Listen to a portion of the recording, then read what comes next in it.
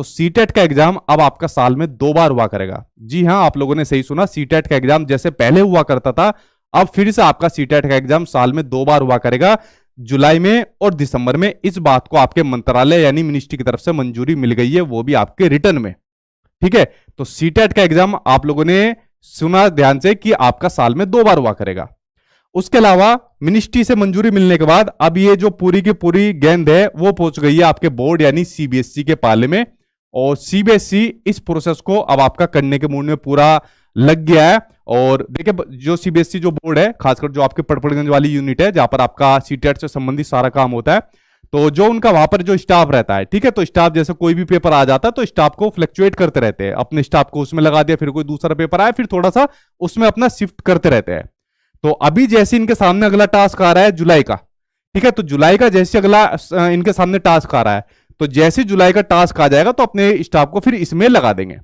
तो अभी जो आपका बोर्ड है, सीबीएसई बोर्ड है, तो अपना सारा का सारा स्टाफ अब इसमें वो लगा देंगे। बट यहां पर अभी एक पेच और देखने को मिल रहा है कि पेपर कौन कंडक्ट कराएगा, एजेंसी कौन रहने वाली है इस बार, सीबीएसई या एनटीए। ये भी अभी एक सस्पेंस बना हुआ है, क्योंकि बात ये चल रही है कि क्या पेपर इस बार एनटीए ले सकता है। जी हां, नेशनल टेस्टिंग एजेंसी है, पिछले साल भी इसके ऊपर विचार चला था, बट वो बात बन नहीं पाई थी, कई सारे रीजन थे जिसकी वजह से एनटीए पेपर नहीं ले पाया था। बट इस साल भी वाली बात चल रही है कि शायद पेपर इस साल आपका एनटीए ले, यानी कि नेशनल टेस्टिंग एजेंसी ले। बट कितनी कंफर्मेशन है, कितना वो पॉसिबल हो पाएगा, ये सब चीजें आपको पता चल जाएगी अप्रैल के अंदर। ठीक है, तो मेरी आप लोगों से गुजारिश है, आप लोग तब तक सीटेट से संबंधित कोई भी न्यूज मत देखिए, ना ही मैं कोई वीडियो इसके बाद बनाने वाला हूं। अप्रैल में सारी चीजें क्लियर हो जाएगी, पेपर कौन कंडक्ट कराएगा, सीबीएसई कराएगी या एनटीए कराएगी। फॉर्म भी जहां तक आपको अगर आपके जुलाई के अकॉर्डिंग आएंगे तो अप्रैल में ही आपको देखने को मिल जाएंगे। बट मंत्रालय की तरफ से यह चीज बिल्कुल क्लियर हो गई है कि भाई आप लोग सीटेट का एग्जाम साल में 2 बार कंडक्ट कराइए, एक बार जुलाई में और एक बार आपका दिसंबर में।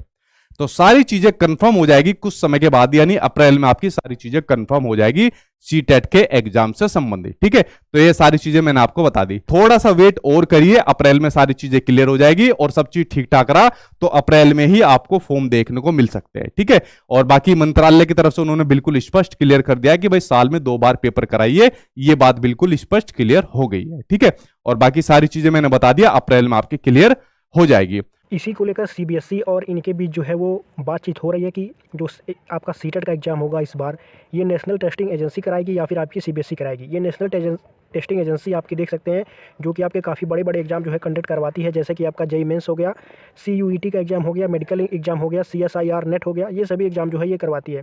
तो आप सभी के पास जो आने वाला आपका जो जुलाई है, इसमें जो आपका सीटेट का एग्ज़ाम होने वाला है, ये आपके पास लास्ट आपके पास मौका हो सकता है, क्योंकि ये जो आपका सीटेट का एग्ज़ाम आने वाला है, ये आपका नेशनल टेस्टिंग एजेंसी भी करवा सकती है। हालांकि अभी आसार नहीं लग रहे हैं, लेकिन ये सीबीएसई की तरफ से सीबीएसई का लास्ट पेपर होगा, जो कि आपका सीबीएसई करवाएगी सीटेट का। इसके बाद जो है आपका नेशनल टेस्टिंग एजेंसी हो सकता है करवाए।